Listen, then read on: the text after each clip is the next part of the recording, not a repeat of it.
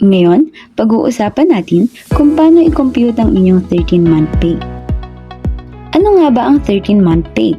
Ito ay isang mandatory na benepisyo na ibinibigay sa mga empleyado dito sa Pilipinas.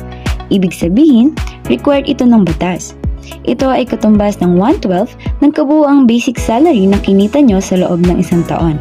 Kadalasan, ibinibigay ito bago o hanggang December 24. Sa pag-compute ng 13-month pay, may dalawang common na uri ng empleyado. Una, daily paid employee.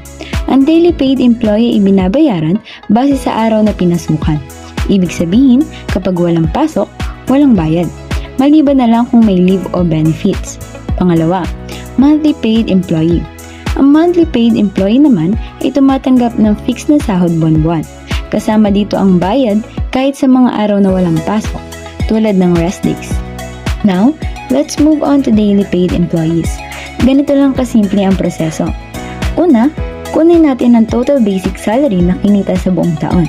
Then, i-divide lang natin ito sa 12 para makuha ang 13-month pay. For example, si Juan ay sumasahod ng 500 pesos kada araw at pumasok siya ng 300 days sa isang taon.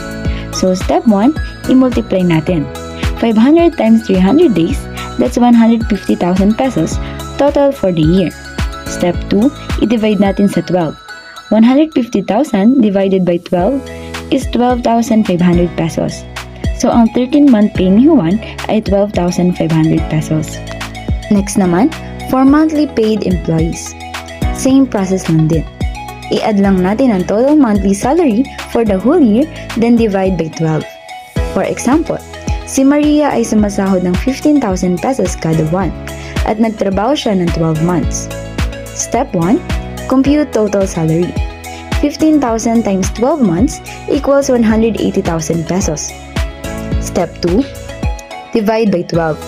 180,000 divided by 12 is 15,000 pesos. So, ang 13-month pay ni Maria ay 15,000 pesos. Kayo naman ang mag-solve nito. At ang tamang sagot ay 12,000 pesos.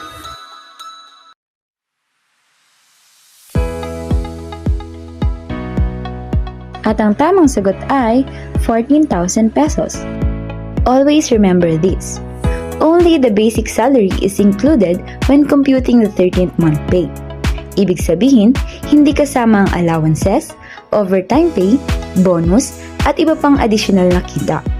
Pangalawa, nakadepende ang 13th month pay sa kung magkano ang actual na kinita mo sa loob ng isang taon. So kung kulang ang months or days na pinasok mo, mas mababa rin ang makukuha mong 13th month pay. Kaya importante na naiintindihan natin kung paano ito kino-compute para aware tayo sa tamang dapat nating matanggap. At dyan nagtatapos ang ating discussion tungkol sa pag-compute ng 13-month pay. Sana ay mas naging malinaw sa inyo kung paano ito kinukwenta para mas aware kayo sa benepisyong natatanggap ninyo bilang empleyado. Kung may mga tanong pa kayo, huwag mahiyang magtanong o mag-consult sa inyong HR o employer. Maraming salamat sa inyong pakikinig at naway magamit ninyo ang kaalamang ito sa inyong trabaho.